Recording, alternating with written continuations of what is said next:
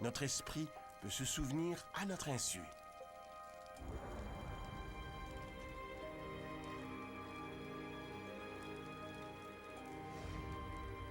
C'est la mémoire inconsciente, l'intuition, qui peut se manifester dans les situations les plus inattendues. La compréhension du fonctionnement de notre cerveau nous permet de voir comment faciliter l'apprentissage et la mémoire.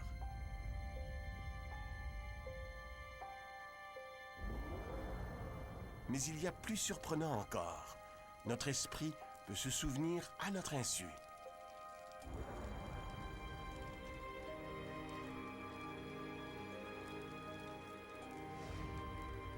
C'est la mémoire inconsciente, l'intuition, qui peut se manifester dans les situations les plus inattendues.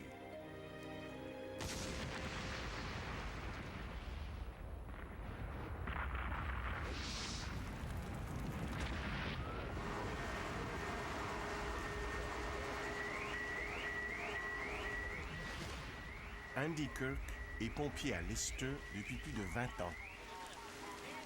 Le 5 octobre 2001, sa brigade est appelée à combattre un incendie dans une salle de bingo désaffectée. Eh bien, c'était une journée bien ordinaire. Tout le monde a répondu à l'appel et s'est rendu sur les lieux.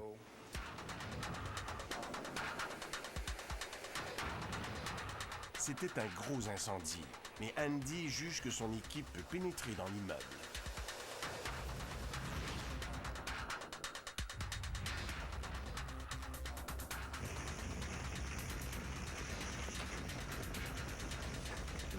Il y avait de la fumée partout, absolument partout, comme si quelqu'un avait fermé l'interrupteur d'éclairage. L'adrénaline coulait à flot. 5 minutes plus tard, l'équipe de Andy pense avoir maîtrisé l'incendie. Il nous semblait qu'on progressait, qu'on maîtrisait l'incendie un peu.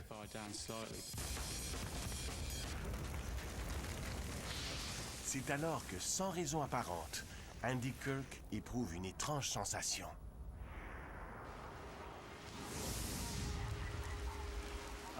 C'était indéfinissable.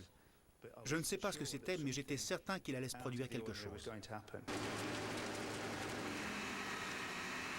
Soudain, je me suis dit que les gars devaient sortir de là. Il nous a dit qu'il voulait qu'on se retire. En dépit des protestations des membres de son équipe, Andy insiste. Ils doivent sortir. C'était aussi bien.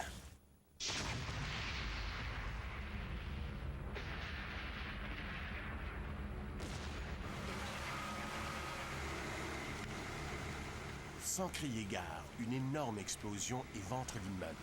Le toit tombe et les murs s'effondrent. Sur une superficie équivalente à un terrain de football, les flammes jaillissent à plus de 12 mètres dans les airs. Je suis convaincu que si Andy ne nous avait pas fait sortir de l'immeuble à ce moment-là, nous serions tous morts. Plus tard, les enquêteurs comprennent ce qui a causé l'explosion. Ils ont compris que Andy a sauvé ses hommes de l'un des phénomènes les plus dangereux dans la lutte contre les incendies, un retour de flamme. Les retours de flamme surviennent lors d'incendies en milieu clos, quand tout l'oxygène est épuisé. L'incendie peut alors exploser de manière imprévisible.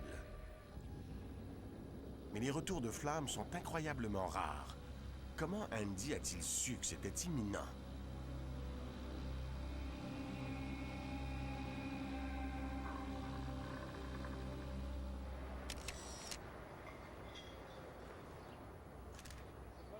Son esprit a perçu le danger, même si Andy n'était pas conscient des indices. Les scientifiques qui étudient le cerveau pensent savoir comment cela se produit.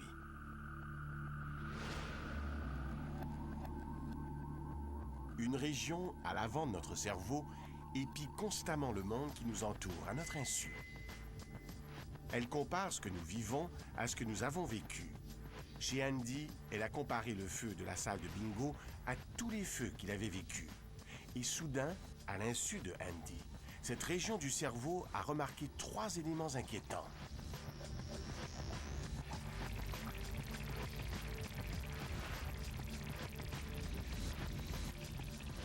D'abord, la fumée très orangée, contrairement à la plupart des feux. Deuxièmement, l'air qui s'est engouffré dans l'immeuble quand on a ouvert les portes, au lieu d'en sortir comme d'habitude. Et finalement, l'absence de bruit. Normalement, le feu crépite en consommant l'oxygène. L'esprit de Andy a comparé ces 3 indices inhabituels aux incendies normaux qu'il a déjà combattus et lui a envoyé un signal d'avertissement, une sensation de malaise, une intuition. J'ai longtemps réfléchi à cet incident. Toutes ces petites choses qui se produisaient alors, les instantanés de ce qu'on voit dans l'espace et dans le temps, que j'enregistrais inconsciemment, ont provoqué cette impression de malaise. Écouter notre intuition, c'est une aptitude que nous possédons tous.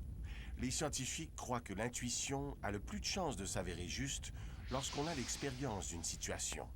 Le fait qu'on ne puisse pas expliquer une sensation ne signifie pas qu'on doive l'ignorer. Au retour, générer des idées inédites.